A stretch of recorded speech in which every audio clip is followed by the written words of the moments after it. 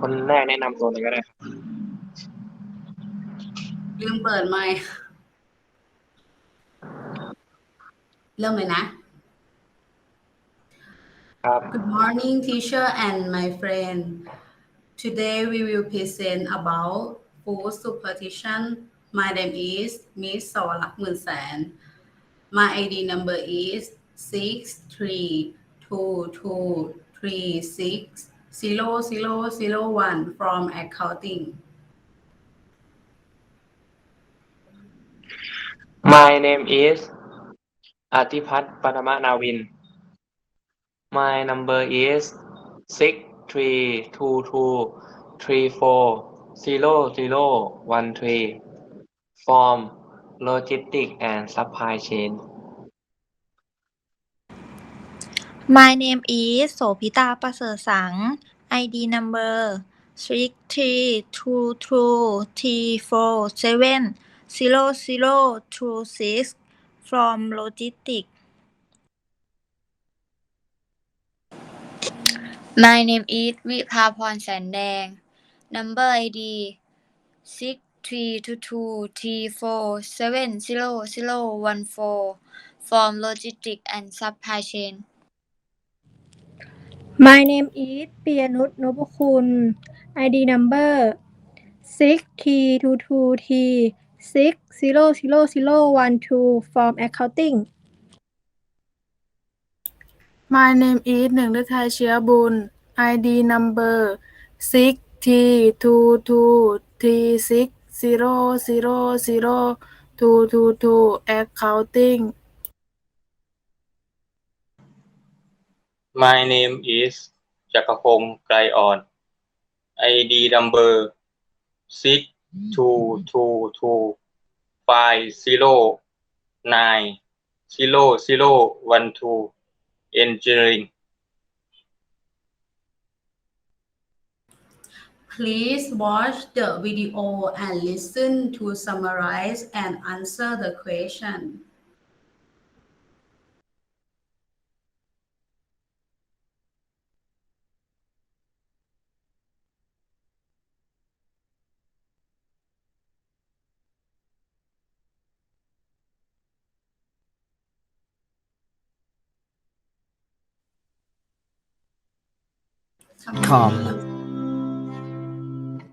Hello, this is 6 Minute English from BBC Learning English. I'm Rob. And I'm Sam, and I'm having a boiled egg for lunch today. I'll just sprinkle some salt on top. There. Oh, you've spilled some salt on the floor, Sam.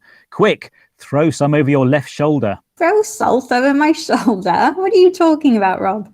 It's bad luck to spill salt. Oh dear, it looks like Rob believes in superstitions, old beliefs which are based on magic and mystery rather than science. Many superstitions are connected to food, as we'll discover in this program. Right, like throwing salt over your shoulder to stop bad luck. Oh, come on, Rob. You don't really believe that, do you? Well, lots of people do believe food superstitions, including otherwise rational, scientific people. For example, have you ever blown out the candles on a birthday cake and made a wish? Or thrown rice over the bride and groom at a wedding? Yes, to both of those. Maybe I'm more superstitious than I thought. Well, before we find out, it's time for a quiz question about another famous food festival, Halloween. That's when people carve scary faces into pumpkins to frighten away evil spirits. Yes, right. The tradition of carving pumpkins, or jack-o'-lanterns as they're called in the United States, started out as a Celtic festival in Ireland, but it was the Americans who started using pumpkins. So what vegetable did the Irish originally use to scare away ghosts? Was it A, turnips, B, potatoes, or C, squash? I'll say B, potatoes. OK, Sam, we'll find out the right answer later on. What's for sure is that cultures from around the world have been connecting food and magic for thousands of years, and over time it's created some strange beliefs. Here's food historian Tasha Marks describing one unusual superstition to BBC World Service programme, The Food Chain. When you have superstitions and they sort of mix with science and health and medicine, and one of the examples of that would be something like garlic, which we all know garlic wards off vampires, but it's also been thought to ward off the evil eye. And if you come across the term the evil eye, it's a sort of blanket term that sort of applies to any bad luck. Tasha says that garlic is believed to ward off vampires, meaning to repel or stop someone from harming you. According to this superstition, garlic also keeps away the evil eye, bad luck, or magical spells with the power to cause bad things to happen. Tasha describes the evil eye as a blanket term for any bad luck.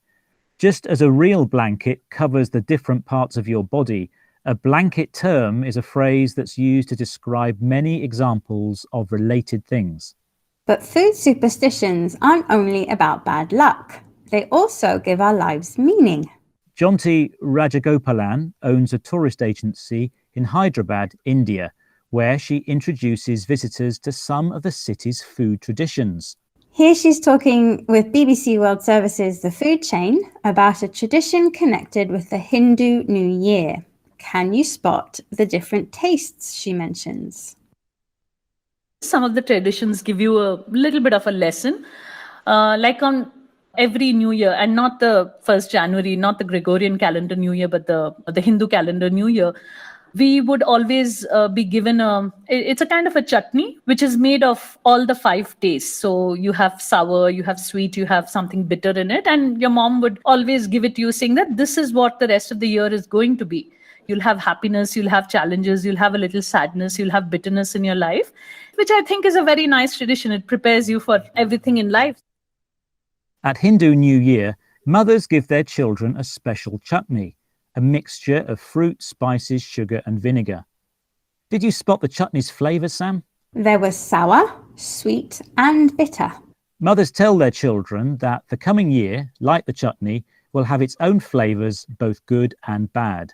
That's why Jonty says that traditions can teach you a lesson. They show you what you should or shouldn't do in the future as a result of experience. What a lovely way to end our look at food superstitions.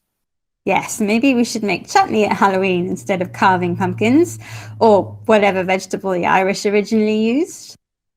Yes, in my quiz question, I asked you what vegetable was originally used instead of pumpkins to scare away ghosts.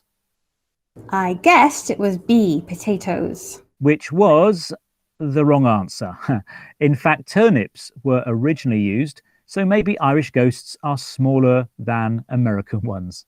Okay, let's recap the vocabulary we've learned about superstitions. Old beliefs, which are connected with magic. Garlic is supposed to ward off or keep away dangers like the evil eye, bad luck or harmful magic. The evil eye is an example of a blanket term, a phrase used to describe many examples of related things. One Indian superstition involves chutney, a food mixing many flavours. These traditions can teach you a lesson, show you how to act in the future based on your past experience.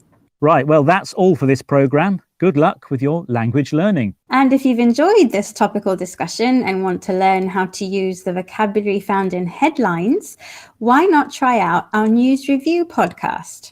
Bye for now. Bye-bye. 6 Minute English from the BBC.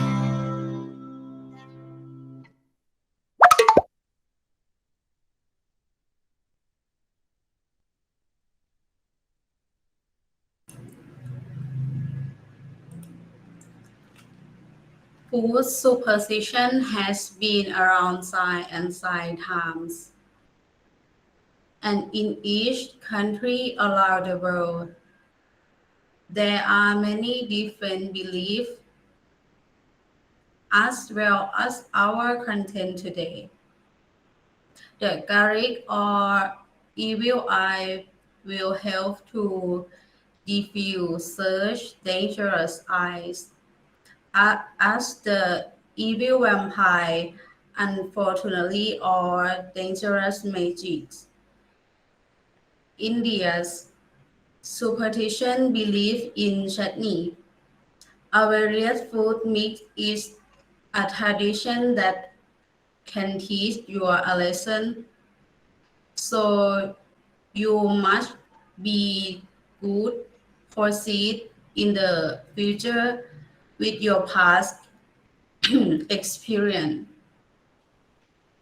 Halloween is west spread in part because of America culture and ghost face pumpkins are born of the Celtic belief of rich immigrants to America in the early day.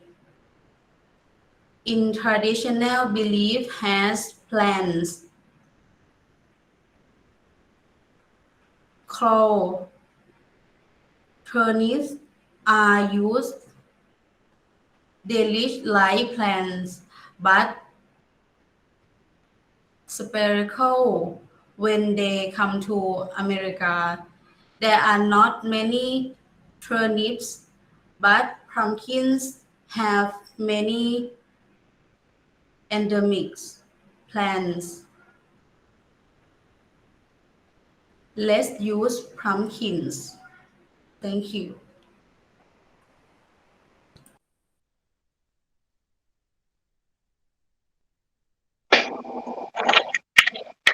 My question. Factual question. 1. What do India believe about Hashi? Indian believe that Shani is a force that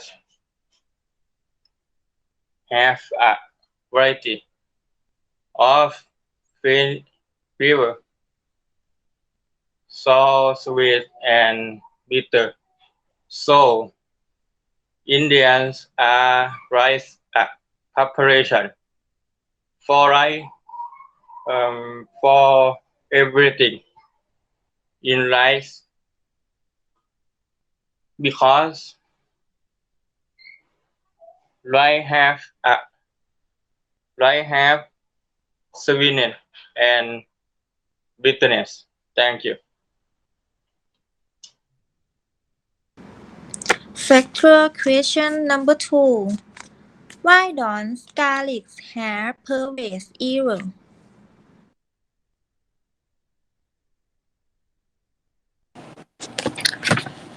Is talking about a vampire amulet that will heal ward of the evil ear cast is the evil ear. I will help prevent any mistrogen. Tasha Mark has said that garlic can ward off vampire, meaning to repel or stop someone from harming you. Thank you.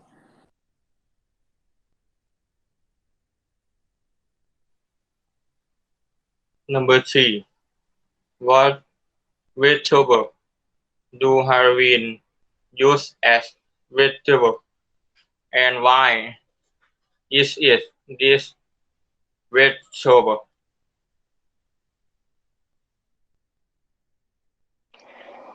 On Halloween event, the ancient cow hung skeleton in their window to express their death. There is a origin in Europe where lambs are carved from beef because it is believed that the head is the most powerful part of the body, is conscious to spirituality and knowledge, which the cow used to repel evil spirits. But when Halloween is celebrated in the United States America. Font the pumpkin were much easier to find that be so they switch to pumpkin. In that so the beat became pumpkin. Thank you.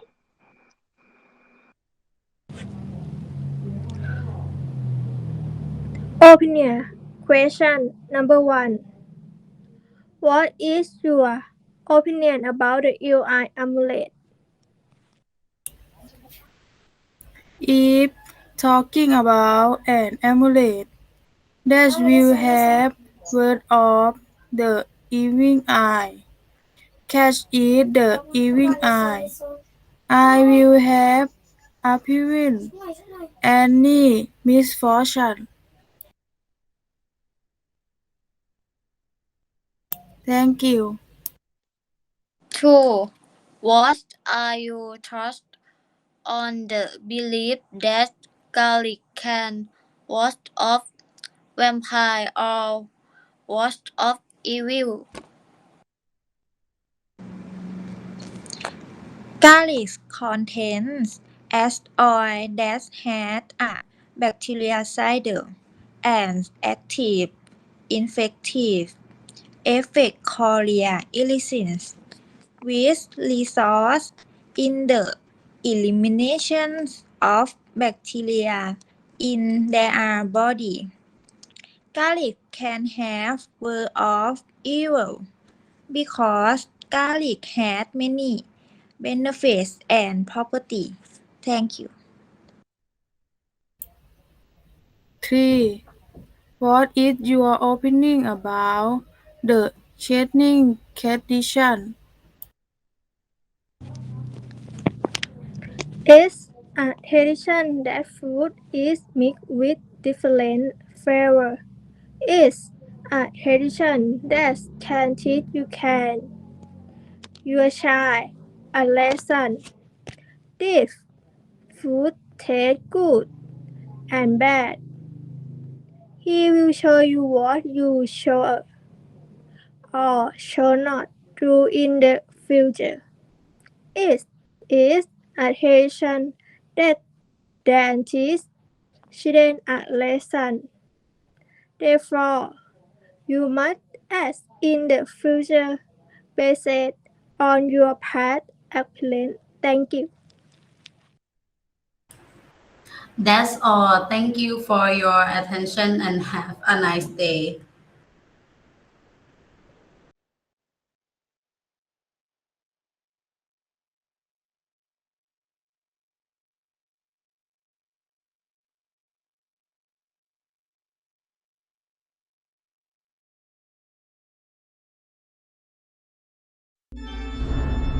When most people think of Halloween, they think of trick-or-treating, parades, bobbing for apples, and other family-friendly activities. But bet you didn't know the true story behind the ancient origins of Halloween. It all goes back some 2,000 years to the ancient Celtic festival known as Samhain, celebrated on November 1st. On the night before Samhain, people believed that the dead returned as ghosts. They would leave food and wine on their doorsteps to keep roaming spirits at bay, and wear masks when they left the house so they would be mistaken for fellow ghosts. The Christian church turned Samhain into All Saints' Day, or All Hallows, in the 8th century. The night before became All Hallows' Eve, later shortened to Halloween.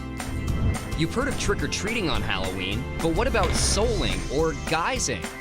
All three of these traditions originated in medieval Britain. On All Souls' Day, November 2nd, the needy would beg for pastries known as soul cakes. In return, they would pray for people's dead relatives. This was called souling. In the medieval Halloween tradition of guising, young people would dress up in costume and accept food, wine, money, and other offerings in exchange for singing, reciting poetry, or telling jokes. In 19th century America, Irish and Scottish immigrants revived these old traditions. The result was trick-or-treating. At first, it was much more about the tricks, in the form of pranks and hijinks, than the treats. It wasn't until the 1950s that the custom took on its current family-friendly, kid-centered form. Today, Halloween is big business, with US consumers spending more than $2.5 billion on costumes annually. Add in the candy, and it's estimated that Americans spend up to $6 billion on Halloween each year, making it the second most commercial holiday after Christmas. So whether you're a fan of tricks, treats, or trivia, there's a bit of Halloween history. We bet you didn't know!